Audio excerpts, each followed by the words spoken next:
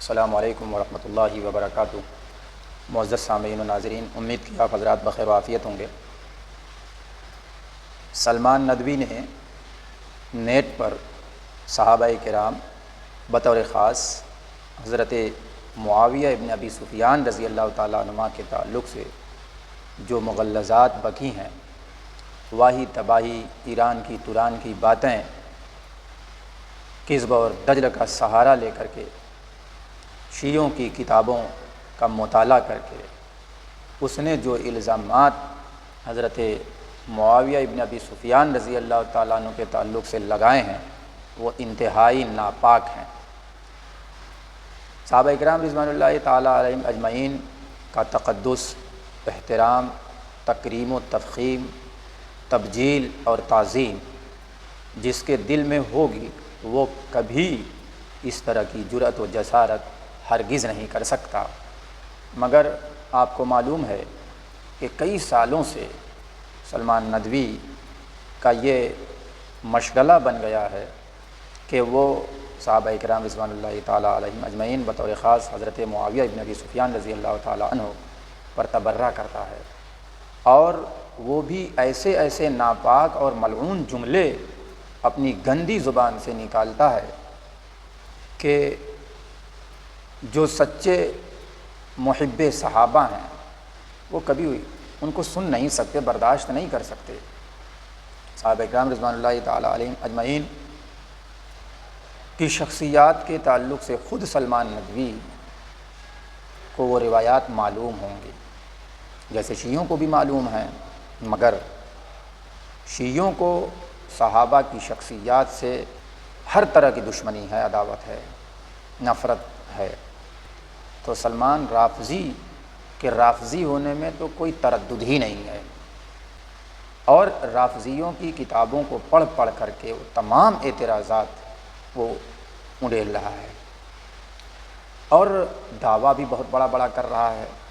Social media پہ بہت سے علماء نے مدلل جوابات دیے، میری بھی ویڈیوز بہت ساری موجود ہیں، مگر وہ کسی کا جواب نہیں دیتا ہے۔ وجہ کیا ہے؟ جوابات تو ہیں ہی نہیں، تو جوابات دے گا کیا؟ جب انسان ذاتی عداوت پہ تل جائے تو وہ اپنی آنکھ پہ پٹی باندھ لیتا ہے، وہ کان میں انگلی ٹھوس لیتا ہے، اس کو سارے حقائق نظر آتے ہیں، سارے دلائل اس کے سامنے ہوتے ہیں، براہین کا انبار ہوتا ہے، مگر سب کو ایک طرف سے نکارتا جاتا ہے۔ تو سلمان ندوی کا یہی حال ہے۔ ابھی ایک صاحب سے میری بات ہوئی، وہ سلمان ندوی کی ویڈیوز کو اور اس کی تقاریر کو اور اس کی باتوں کو صحیح مانتے تھے۔ جب میری گفتگو ہوئی، میں نے حقائق سے انہیں آگاہ کیا تو انہوں نے اتنا تو مان لیا کہ سلمان ندوی نے جو نبی پاک صلی اللہ علیہ وسلم کی طرف جھوٹی نسبت حدیث کی تھی، مثلا کہا تھا کہ معاویہ فرعون هذه الامہ، یا اذا وجدتم معاویہ علی منبری فاقتلوہ، کہ معاویہ علیہ باللہ اس امت کے فرعون ہیں، اور یہ کہ جب تم میرے منبر پر معاویہ کو پاؤ تو قتل کر دو۔ تو جب میں نے ان صاحب کو بتایا اور اس کے حقائق کھولے، اور میں نے بتایا کہ یہ سب غیر معتبر، موضوع اور من گھڑت روایات ہیں، جو کتابیں اس تعلق سے لکھی گئی ہیں ان کتابوں کے اندر اس کی صراحت ہے، تو ان صاحب نے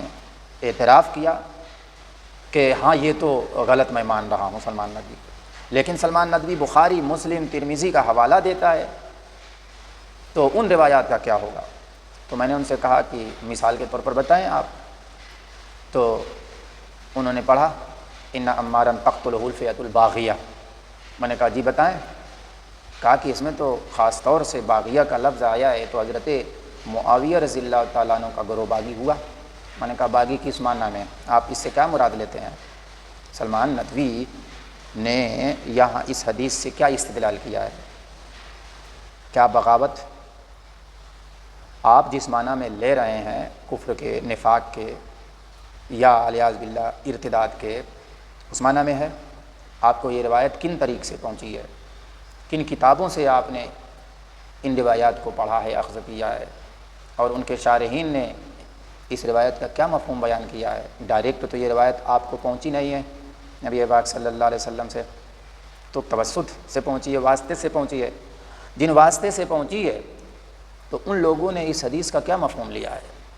ظاہر ہے وہی معنی اور مفہوم درست سمجھا جائے گا کہ جن طریق سے، جن واسطوں سے جن کتابوں کے ذریعے سے ہم تک یہ روایت پہنچی ہے انہوں نے اس کا اعتراف کیا۔ پھر میں نے بتایا کہ جو مشہور شراح ہیں انہوں نے اس روایت کا کیا مفہوم لیا ہے، تو انہیں اس بات کا اعتراف ہوا اور انہوں نے کہا کہ ہم تو حضرت معاویہ رضی اللہ تعالیٰ عنہ کو الیاذ باللہ نہ کافر مانتے ہیں، نہ مرتد، نہ منافق مانتے ہیں، البتہ ہم باغی کہہ سکتے ہیں یا نہیں۔ میں نے کہا دیکھیے باغی کا لفظ جب اردو میں بولا جاتا ہے تو عام طور سے ذہن بہت دور نکل جاتا ہے، وہ والا باغی اگر آپ مراد لیں گے اور عام مجلس میں کہیں گے تو لوگوں کا ذہن بگڑے گا، بدگمانیاں پیدا ہوں گی، اس لیے باغی بھی نہیں کہہ سکتے۔ ہاں اگر آپ ایک صاحب علم ہیں اور آپ اپنی معلومات کے لیے اس حدیث کی تشریح کرنا چاہتے ہیں تو ایسی صورت میں سن لیجئے کہ ایک بغاوت ہوتی ہے جو موجب فسق بنتی ہے، موجب گناہ ہوتی ہے، وہ بلا کسی شرعی اجتہاد کے ہوتی ہے، اور ایک بغاوت وہ ہوتی ہے جو موجب فسق نہیں ہوتی، موجب اسم نہیں ہوتی، موجب معصیت و گناہ نہیں ہوتی۔ وہ بغاوت کون سی ہوتی ہے؟ وہ بغاوت انسان اجتہادی منصب پر فائز ہوتے ہوئے اجتہاد کرتا ہے، اس اجتہاد کی روشنی میں اس کے سامنے بات یہ آتی ہے کہ اس وقت یہی چیز حق پر ہے تو وہ اس پر عمل کر لیتا ہے، جو بظاہر امام وقت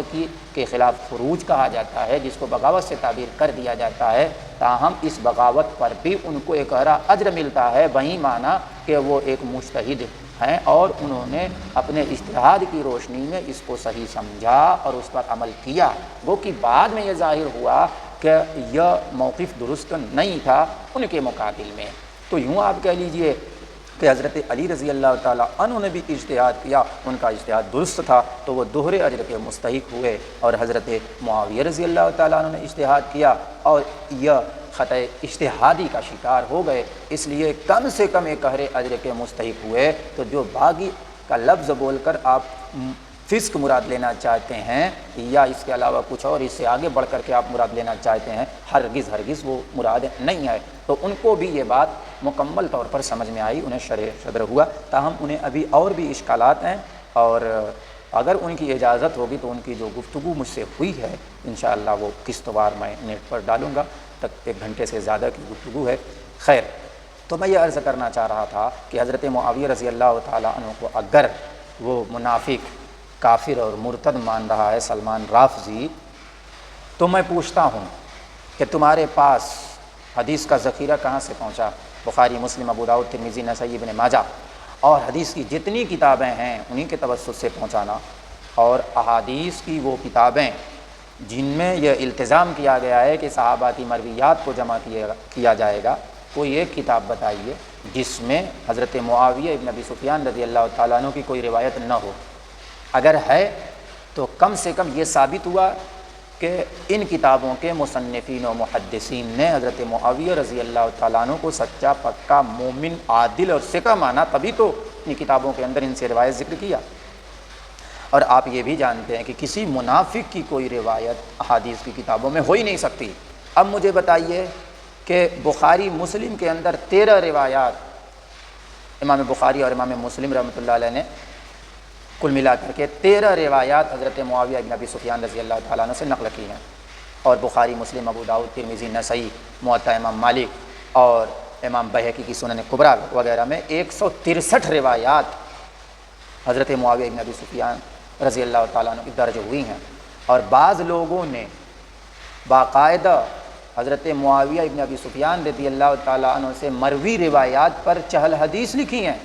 میرے علم میں یہ بات ہے، اور میں نے ایک کتاب دیکھی بھی ہے اور پڑھی بھی ہے، اس کا مطالعہ بھی کیا ہے، میں اسکرین پہ لگا رہا ہوں، ذرا آپ بھی اپنی آنکھ سے دیکھ لیجیے۔ اور کچھ لوگوں نے جو متفق علیہ روایات 13 ہیں ان کو نقل کیا ہے۔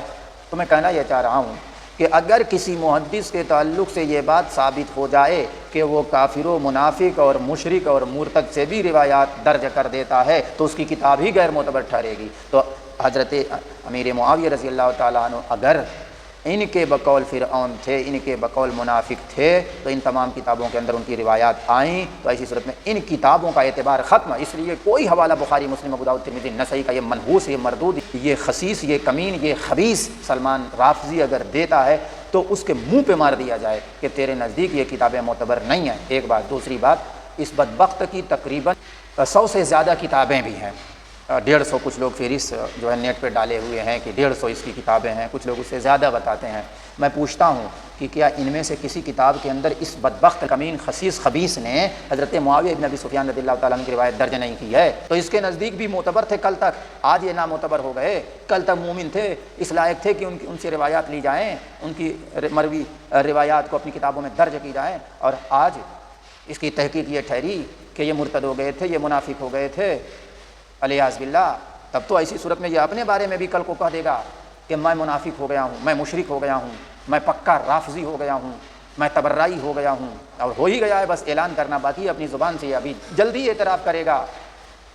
جس روش پہ چل رہا ہے، جس شدت کے ساتھ وہ علماء حق کی مخالفت کر رہا ہے، اہل سنت والجماعت کی مخالفت کر رہا ہے، بعید نہیں ہے اس سے، وہ کچھ بھی کر سکتا ہے، آگے بڑھتے بڑھتے نہ جانے کس کس کی گستاخی تک پہنچ جائے۔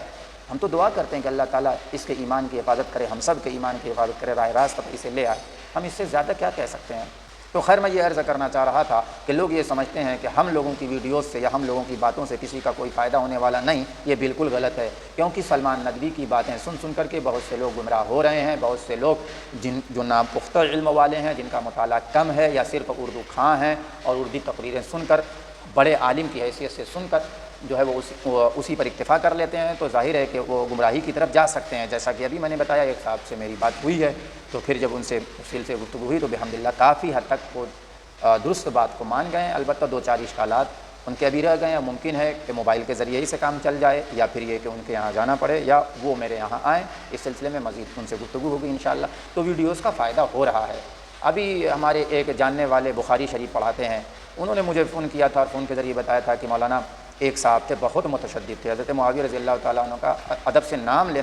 لینا گوارا نہیں کرتے تھے۔ جب میں نے آپ کی ویڈیو بھیجی ہے تو انہوں نے آ کر کے بتایا کہ واقعی ہم لوگ بہت دھوکے میں تھے، حالانکہ وہ بھی زبردست عالم ہیں، بخاری وہ بھی پڑھاتے ہیں جن کو دھوکہ ہوا تھا۔ وہ اگرچہ ہمارے مکتب فکر سے تعلق نہیں رکھتے، لیکن بہرحال انہوں نے بھی اس بات کا اعتراف کیا کہ ہم لوگ واقعی بہت دھوکے میں ہیں۔ تو بحمداللہ فائدہ ہو رہا ہے۔ تو اس لیے یہ کہنا کہ اس طرح کی ویڈیو نہیں بننی چاہیے، میرا تو نظریہ یہی ہے کہ ہاں،